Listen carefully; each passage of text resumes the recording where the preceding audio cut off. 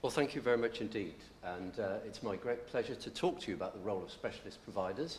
And we are, if you're not familiar with us, we are a unique network of specialist providers for the land-based sector. And you can see there the membership organisation that most of us belong to is called Landex. We have a specialist designated status that's recognised particularly by the Department for Education, which is incredibly important to us. And of course, we've got direct links to the agri-tech sector businesses. They are an intrinsic part of our governance and our connection throughout everything that we do. When you look at the statistics, they are absolutely astonishing. These are statistics from 2016, 30,000 full-time land-based students, that is further and higher education, and in fact, interestingly, even our colleges, as well as our land-based universities that are part of Landex, have quite a high proportion of higher education because of the single theme of land-based that runs throughout. So that's quite unlike many other further education colleges. We have such a high level of higher education in land-based. 20,000 part-time students. We have involvement, and this is very difficult to predict, but certainly in 80 to 90% of all the land-based apprenticeships, either through managing them or through some direct involvement in supporting them in terms of off-the-job training in land-based, and that's something that is sometimes hidden. We manage a huge estates. You can see there 14,000 hectares of campus, and we farm 12,000 hectares. We must know what we're doing with farming, but it exists for the basis of teaching and learning. Where are we? Well, you can see that we're throughout the United Kingdom. Those dots on the map accord very strongly with what you'll see on the NLBC website, because of course we are very strong supporters, and I'll come on to that in a moment or two. In terms of quality assurance, we're very heavily quality assure ourselves. We've got our own self-regulatory peer review process, which has teeth. Each year, the chairman of my governors will get a letter from the chief executive to say how we're doing, the chief executive of Landex, and give us a hit list of all the things we need to look towards in the year coming. And I think that's very good discipline, because when Ofsted come through the door, or the equivalent of Ofsted for the university and higher education sector, the QAA, they'll publish their results, and we want all our colleges to be performing very well. Well, as it says there, we train the new entrant workforce to the agri-tech and land-based businesses. And it's the new entrant workforce particularly that we focus on with essential skills. And one of the things I notice in your pack, something that I know Charles is very keen to promote, which is the yellow wellies, the health and safety, because as you know, our sector, our industries doesn't have a great track record in health and safety, certainly in terms of the accident and fatality statistics. And so it's essential that students develop the sort of skills that keep them safe, make them efficient in the businesses, whether they're dealing with machinery, whether they're dealing here with the essential skills of livestock, but of course the more advanced skills which enable them to be more useful to businesses when they go out into industry as new entrants.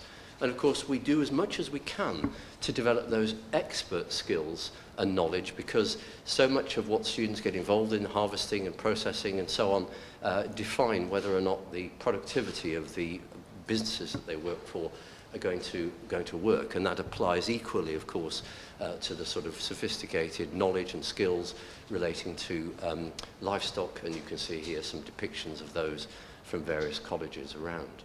But of course, we are a STEM-based sector, and one of the things that, and I would really commend this publication to you that's in your pack, talks very much about the advocacy of a STEM-based sector. Science, technology, engineering, maths.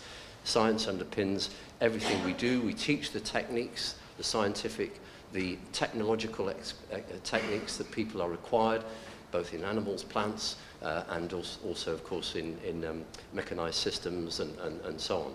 And of course that extends also to animals that you wouldn't perhaps normally associate with agri-tech, but of course here you can see a depiction of aquaculture, which is salmon and trout and so on, and those are very important sectors and where our colleges have an involvement in training.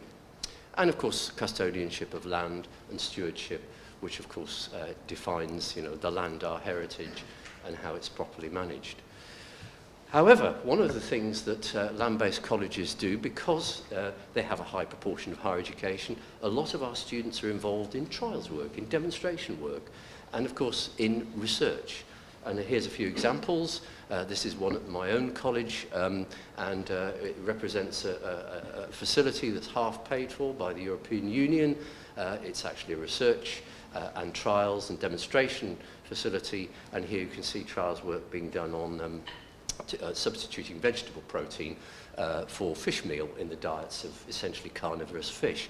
And that's all about sustainability and productivity.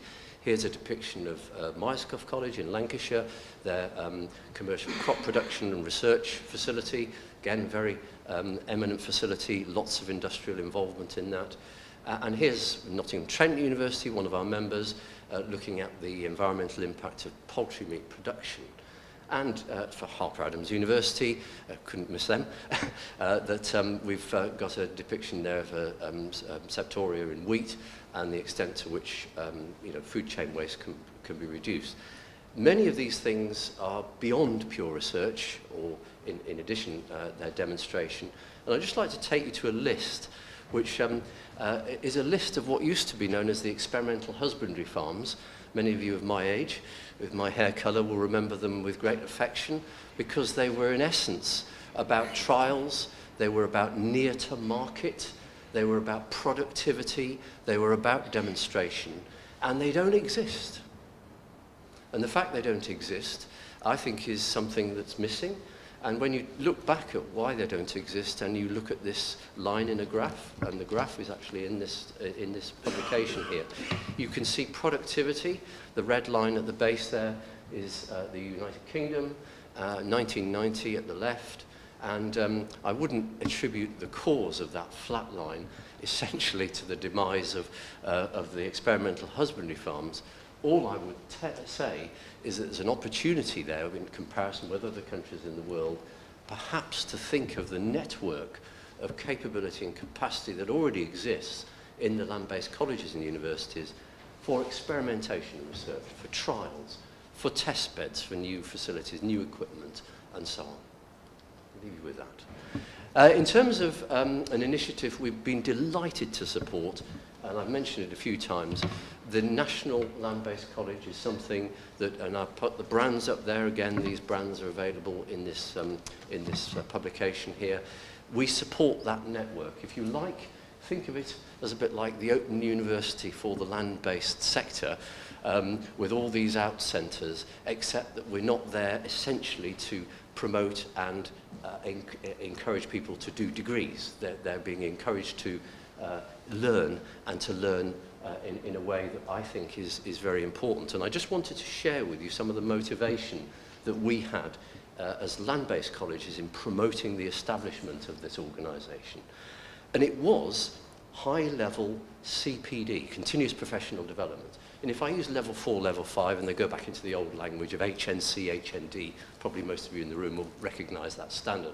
It's at that kind of standard, but steered by business, defined by business, and of course linked very much to putting the agri-tech strategy into practice. The right time, pace and place. It's essential. Why don't people participate in training? Because it's inconvenient very often. And the one thing that we can clearly do through this mechanism, we believe, is to address those pace, place and pace issues and hopefully resonate with the Agri-Skills Forum in putting into practice the agri-tech strategy.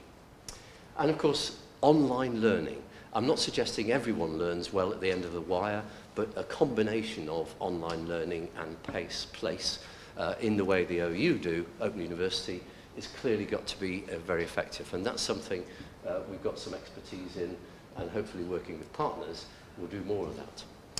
It's also a professional register. You'll see reference to that in here. I always say our careers have got to pass the mum test. The mum of a 14-year-old who says she or he wants to go into the agri-tech sector. Well, if it's just a job we're offering them, they're not going to be terribly interested. We've got to be able to show them a ladder of continuous professional development with potential to develop their salary expectations as well. And I think that's how we can address this new entrance in there. And of course, working on the rigour and quality of the agri-tech qualifications, we've had some excellent partnership working with City and Guilds, MPTC, you can see in the bottom there, and I'm really confident that the qualifications we're going to have, steered by business with City and Guilds and the NLBC, I think will be world-class and world-leading. And of course, if it's world-class and world-leading, then we can sell products overseas, we can sell know-how overseas, and clearly we can sell the learning that is being formulated overseas as well, and hopefully earn money for the exchequer. And so finally, I would offer you the fact that the capacity of the land-based colleges and land-based universities is about supporting our agri-tech sector to attract and retain local, the best new entrants, something that Lord Curry touched on right in his early presentation. It's about working with the NLBC and City and Guilds to develop the best-in-class qualifications for new entrants to the workforce, and I'm confident that we're well on the way in that regard, and that's something we're very proud to support.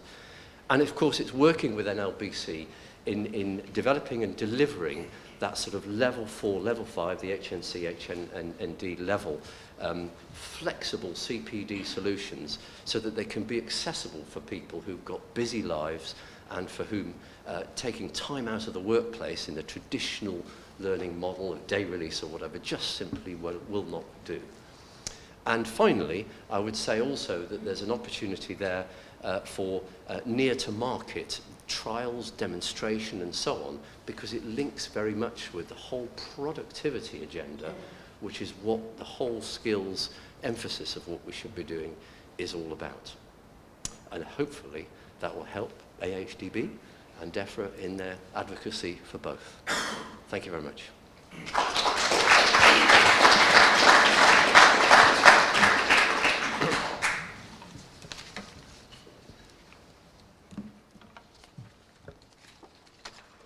Tim, thank you very much indeed for that very comprehensive canter around the college sector and also the importance of the National Land-Based College and why Landex, and perhaps it's not clear to everyone, but Landex was the body that sponsored the establishment of the National Land-Based College for all the reasons that Tim has set out. So we're very grateful to Landex and grateful for you, Tim, for your ongoing support.